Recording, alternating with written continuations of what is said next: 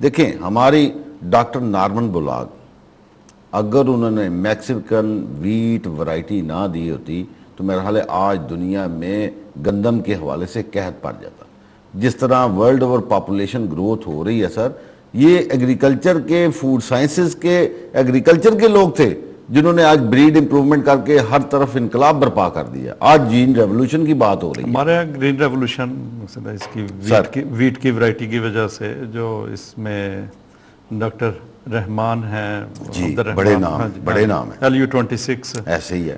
تو ایسی ورائٹیز جو ہیں وہ گندم کی, ویٹ کی جو ہے وہ انٹروڈیوس, اسی طریقے سے جو ہے وہ کاٹن میں سر نیاب 78, تو اس کے بعد پھر یہ وائرس کا پرابلم آ گیا. لیکن یہ ہے کہ اوورال کام ہو رہا ہے نا سر, بات تو یہی کہ کام ہو رہا ہے, اور بات تو یہ کہ امپروومنٹ کے لیے دنیا کی خوراک کی فراہمی کے حوالے سے جو رسپانسبلٹیز انسٹیٹیوشن لیول پہ فیل کر رہے ہیں لوگ کر رہے ہیں کام. سو یہ بڑا براڈ اسپیکٹرم فیلڈ ہے سر. جی آج ہمارے ساتھ لکیلی یہ کہہ لیں ایک پی ایچ ڈی اسکالر بھی موجود ہیں, پی ایچ ڈی کر رہے ہیں پلانٹ پیتھولوجی میں, وحید صاحب.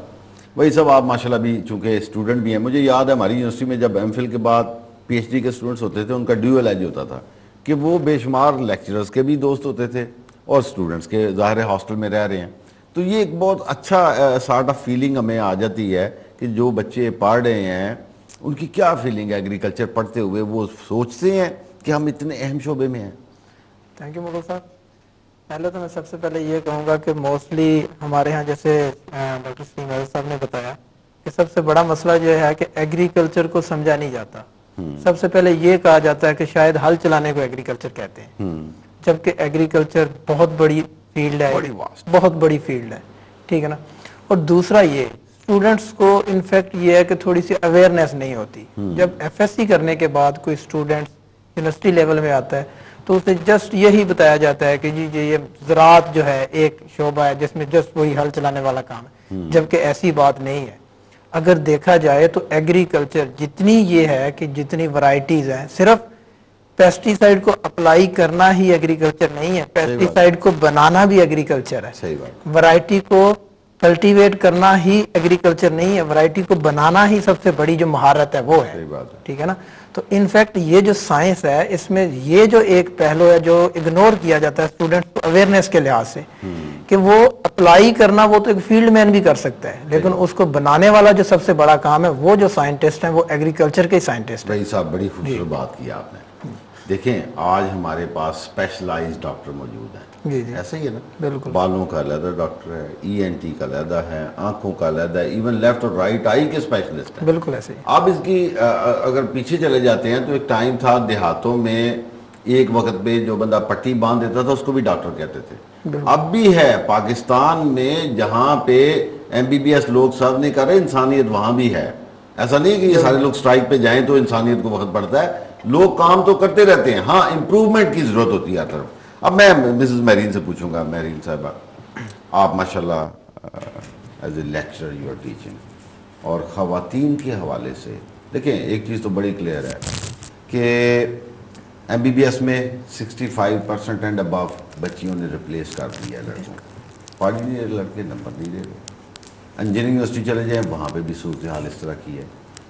ایگریکلچر میں 84 میں سب سے پہلے 2 بچیاں داخل ہوئی تھی جی. آج ایگریکلچر کی اسٹیٹسٹکس جو ہے وہ کچھ اور بتاتی ہے. آپ ماشاءاللہ پنجاب یونیورسٹی میں فارسٹ اینڈ رینج مینجمنٹ پڑھا رہے ہیں. بچیوں کے حوالے سے, خواتین کے حوالے سے ایگریکلچر میں کیا پوٹینشیل ہے؟ ایگریکلچر میں یہ پرانا ویو تھا کہ لڑکیاں نہیں آتی تھیں. اب یہاں پر اگر ابھی ایڈمیشنز کے یہ کاؤنسلنگ کر رہے ہیں تو ان سے بھی اگر کنسلٹ کریں تو فی الحال اب جو ہیں لڑکیاں بہت زیادہ انڈلج ہو رہی ہیں اس میں. اور میرے خیال میں بلکہ ایک چیز آپ سے شیئر کرنا چاہوں گی ان اسٹوڈنٹس سے جو ابھی ایف ایس سی کر کے ابھی فارغ ہوئے ہیں, کہ جنرل ایک ویو ہے کہ 3 کلاسز میں اسٹوڈنٹس کو ڈیوائڈ کیا جاتا ہے. کلاس 1 اسٹوڈنٹ وہ پہلے سے اپنا مائنڈ بنا کے بیٹھے ہیں کہ ہم نے یا انجینئرنگ میں جانا ہے یا میڈیکل میں جانا ہے. کلاس 2 اسٹوڈنٹس جو ہوتی ہے وہ ہوتے ہیں جو اس ابو کلاس میں نہیں ہوتے, لیکن وہ ڈیسائیڈ کرتے ہیں کہ ہم نے مینجمنٹ کی سائڈ پہ جانا ہے, ٹیچنگ کی سائڈ پہ چلے جاتے ہیں. لیکن یہ کلاس 2 اسٹوڈنٹ جو ہے یہ کلاس 1 کو کنٹرول کر رہی ہوتی ہے.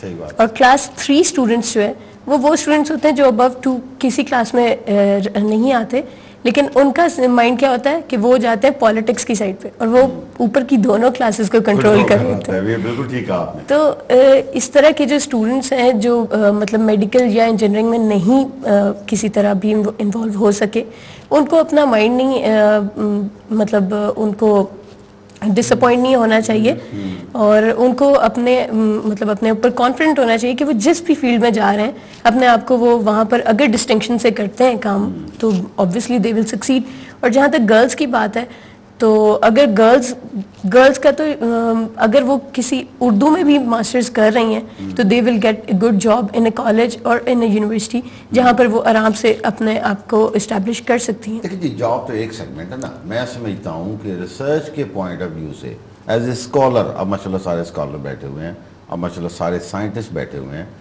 ریسرچ میں آپ کو کنسسٹنٹ قسم کی ڈیووشن چاہیے ہوتی ہے. اور میں سمجھتا ہوں کہ لڑکیوں میں devotion as compared to the men side it's better.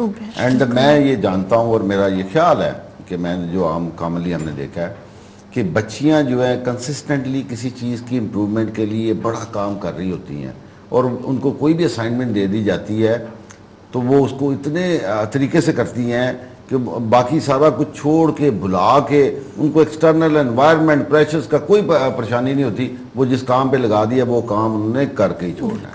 اور پنجاب یونیورسٹی میں انسٹیٹیوٹ آف ایگریکلچر سائنسز کیسے تعلیم دے رہی ہے, کیا انوائرمنٹ ہے, کیا پوٹینشلز ہیں اور کیا پرابلمز ہیں, اور ابھی بھی اس کو زیادہ بڑے فریم پہ لانے کے لیے کیا کچھ کیا جا سکتا ہے. بات کرتے ہیں چھوٹی سی بریک کے بعد.